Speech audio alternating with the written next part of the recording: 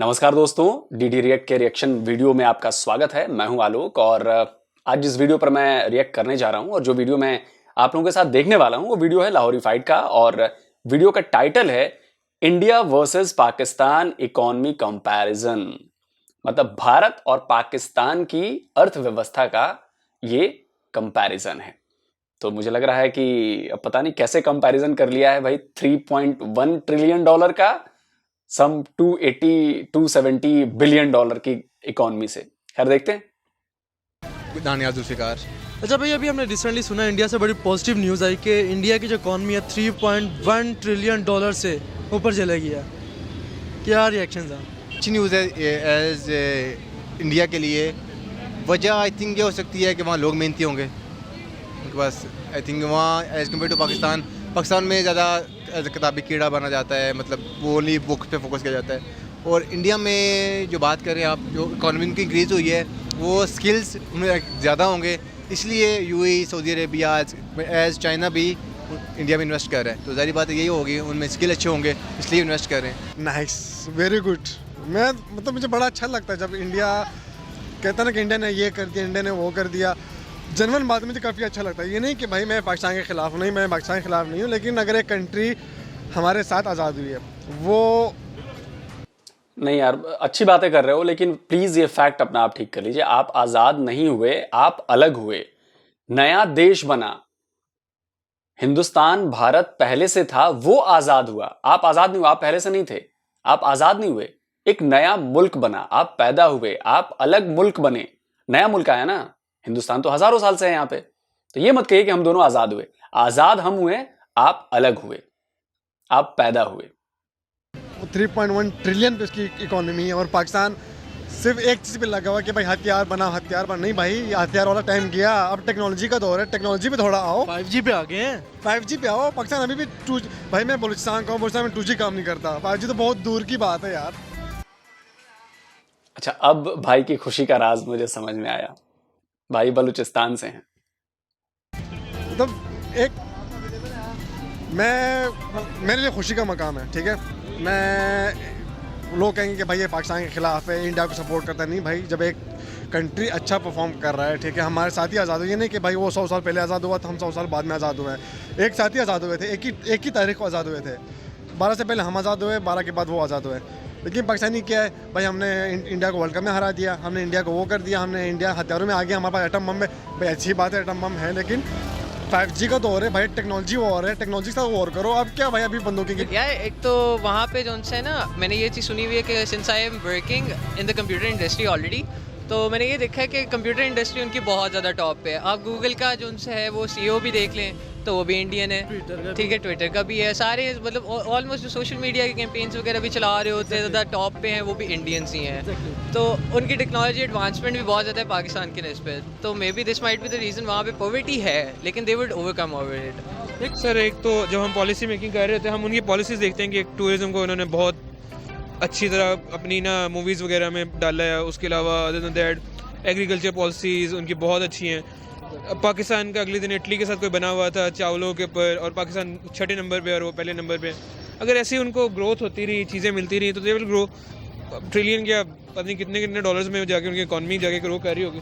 तो साथ में हमने एक और चीज़ भी सुनने को जो आई है, मैं वो कह रहा है कि अगर 2030 तक इंडिया इस तरह चलता रहता है तो एशिया की सेकंड सुपर पावर बन जाएगा। क्या रिएक्शन है कि चाइना पहले इतनी बड़ी सुपर पावर यहाँ पे मौजूद है, उसके बाद इंडिया भी उनके साथ कंपेयर करना जा रहा है। नहीं, अगर वो इंडिया के लोग मेहनती हैं तो उनको फिर क्यों नहीं बनना चाहिए पावर। मतलब उनका राइट है, वो इतनी मेहनत कर रहे हैं, मतलब उनके पास स्किल है ऐसा, तो फिर ज़रूरी बात है बनना। मेहनती हैं, क्योंकि देखिए अगर हम बड़ी बड़ी मल्टीनेशनल कंपनीज की बात करते हैं, लाइक गूगल, ट्विटर, फेसबुक, उनके CEOs कौन है? इंडियंस हैं। जी बिल्कुल, मतलब उनमें ना स्किल एबिलिटी है, वो एज कम्पेयर टू स्टडी कम और स्किल्स में मतलब वो ज़्यादा ना खुद को मतलब ना उन्होंने एबिलिटी रखी हुई है, स्किल उनकी ज़्यादा मैटर करती है।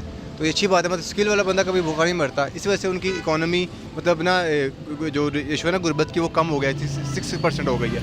यही वजह है। लेकिन आपको क्या लगता है कि इंडिया इतना ज़्यादा जो ग्रो कर रहा है, क्या ऐसा वो स्टेप्स ले रहे हैं जिसकी वजह से ग्रो हो रहा है? इंडिया एक तो ये कि मतलब इंडिया एक सेक्युलर स्टेट है।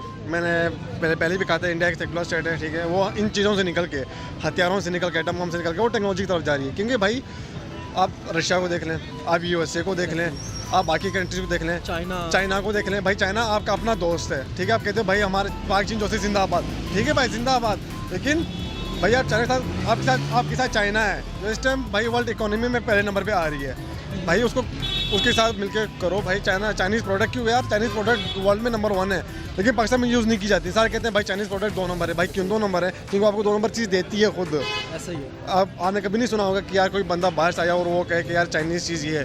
भाई क्यों चाइनीज़ चीज़ वो है? भाई चाइनीज़ चीज़ अगर वो नंबर 1 वर्ल्ड इकोनॉमी कंट्री है, वो आपको 2 नंबर चीज़ दे रही, भैया आपकी गलती है, आपकी कमज़ोरी है।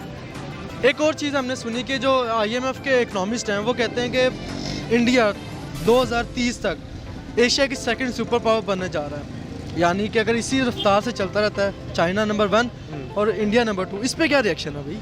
यार इस पर रिएक्शन ये कि ये तो एक अफसोस का मुकाम है, ठीक है। हम अभी भी 100 साल दूर हैं, 100 साल दूर हैं भाई। पाकिस्तान में क्या है, पाकिस्तान में मैं आपको एक छोटी मिसाल देता हूँ, ठीक है।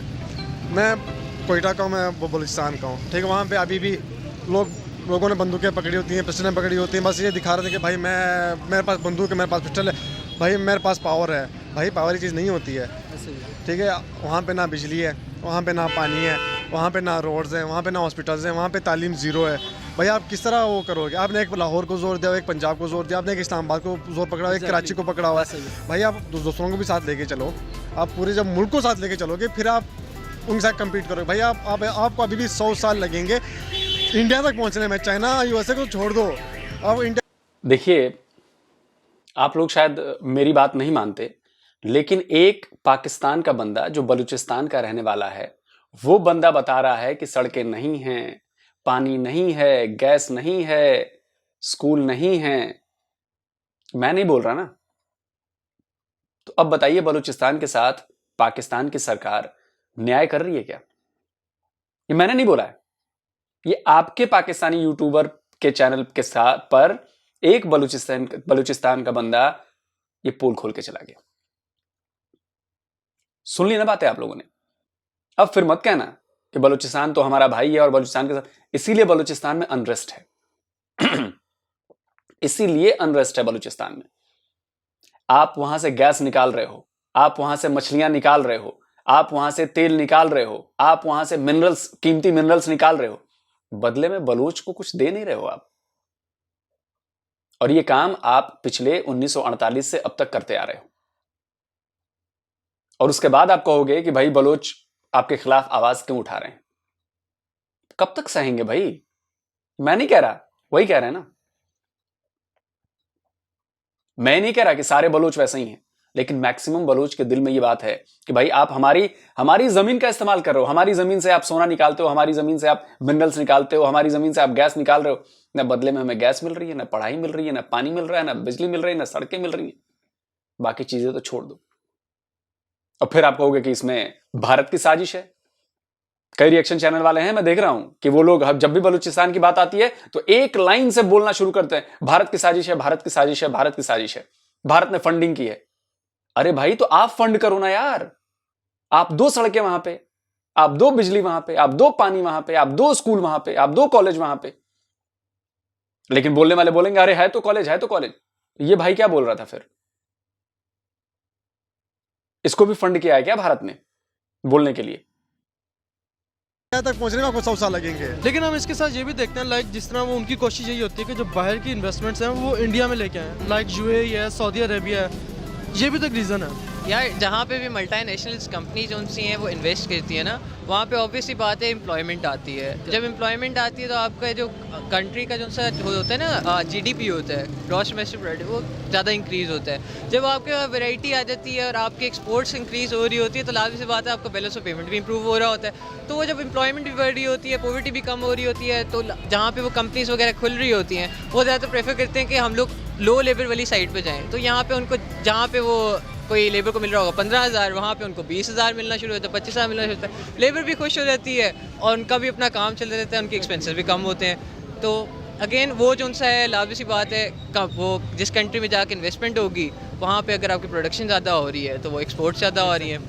ये एक वैसे हार्ड टू स्वेलो पिल है पाकिस्तानियों के लिए, लेकिन ये बात सच है चाइना की पॉलिसीज़। लेकिन मुझे लगता है इंडिया से पहले बांग्लादेश कुछ कर बैठेगा, तो देखें उनकी पॉलिसीज़ बहुत अच्छी हैं, वो बहुत ज़्यादा 10 साल में कर्जे उतारे हैं, उन्होंने फीमेल्स को लेके आए हैं। इंडिया शायद मार खाए अपने नेशनलिस्ट मूवमेंट से और जो इसके अंदर जा रहा है, ये इंतशार वगैरह जा रहा है।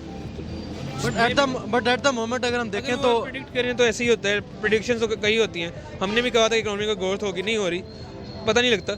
लेकिन वही बात है कि हम एक बात नहीं मानना चाहते, वो बन रहे हैं, बेहतर बन रहे हैं, हम मानना नहीं चाह रहे। सो व्यूअर्स, लोगों के भी आपने रिएक्शंस जाने, लोगों के क्या रिएक्शंस हैं, बहुत ही अच्छे पॉजिटिव रिएक्शंस दे रहे हैं क्योंकि उनको भी पता है कि ग्रोथ किस तरीके से होती है। नेक्स्ट वीडियो खत्म हो गया और ये जो लास्ट में भाई ने बात कही ना, बड़े मजे की बात कही है यार। अच्छा है, आप लोग इसी भुलावे में पड़े रहो यार, इसी भुलावे में पड़े रहो। ये मत कहो कि यार हमें भी मेहनत करनी चाहिए, हमें भी आगे आना चाहिए, हमें भी इनोवेशन करना चाहिए।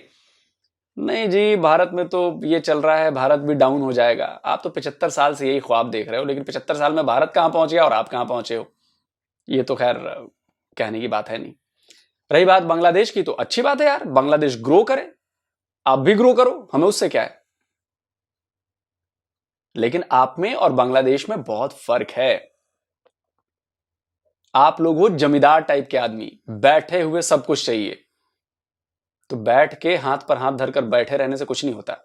इसके उलट बांग्लादेश जो है वो मेहनती है, बांग्लादेशी वो प्रोग्रेसिव हैं। हाँ, ये बात भी सही है कि वहां पे थोड़ी सी कट्टरता बढ़ रही है, रेडिकलाइजेशन बढ़ रही है। अब वो तो बांग्लादेशी ज्यादा बेहतर समझेंगे भाई, वो तो ज्यादा बेहतर वही समझते हैं कि भाई उनके लिए रेडिकलाइजेशन ज्यादा फायदेमंद है या फिर प्रोग्रेसिव अप्रोच रखना ज्यादा फायदेमंद है। ये तो बांग्लादेश को सोचना है, देश उनका है, लोग उनके हैं, इकोनॉमी उनकी अच्छी होनी है। बाकी तो खैर ऐसे ही संबंध, अगर रेडिकलाइजेशन की वजह से संबंध अगर दूसरे देशों से बांग्लादेश के बिगड़ते रहे, अगर बिगड़ते रहे, तो नुकसान बांग्लादेश को होगा यार। वो बांग्लादेश को सोचना है, उससे ना भारत को फर्क पड़ता है ना पाकिस्तान को फर्क पड़ता है। और बांग्लादेश बहुत अच्छा कर रहा है, बांग्लादेश की इकोनॉमी बहुत अच्छा कर रही है, बांग्लादेश के लोग हर फील्ड में करना चाहते हैं कुछ। वो आपकी तरह नहीं है कि बस मुंह से बोलना है, करना है, हाथ पांव नहीं हिलाने। और इस मामले में बांग्लादेश के लोग आज से नहीं, पिछले 50 साल से, या जब से वो इंडिया के साथ भी थे, जब अलग नहीं हुआ था भारत, पहले 1947 से पहले और 1971 से पहले, मतलब आपके साथ जब बांग्लादेश था तब की बात नहीं कर रहा हूं मैं, हमेशा से वो पूरा रीजन बहुत प्रोग्रेसिव रहा है, मेहनती रहा है। वो हाथ पर हाथ धरकर बैठे रहने वाले आदमी नहीं है, आप इस बात को समझिए। इसीलिए वो आगे बढ़ रहे हैं और आप नीचे की तरफ बढ़ रहे हैं, वो ऊपर की तरफ बढ़ रहे हैं। ये फर्क है। और बाकी भारत की इकोनॉमी ग्रो कर रही है, इसलिए ग्रो कर रही है क्योंकि यहां की सरकारों ने भारत के लिए, विकास के लिए काम किया। यहां के लोगों ने अपनी हार्ड वर्किंग, अपनी काबिलियत का प्रदर्शन किया कि वो भारत को आगे बढ़ाएं। और ये सबसे बड़ा फर्क है। हम नाकामयाबी से सीखते हैं और फिर जल्दी उस नाकामयाबी को कामयाबी में बदल देते हैं।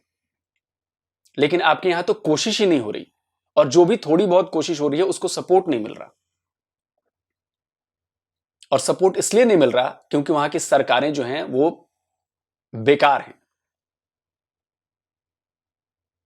मार्शल लॉ लगे, उसने आप लोगों को पीछे लेके गए, मैक्सिमम टाइम मार्शल लॉ लगा रहा। जो सरकारें बनती भी हैं वो उसको सरकार कह रहा हूं, उनको नाचना पड़ता है सेना के इशारों पर।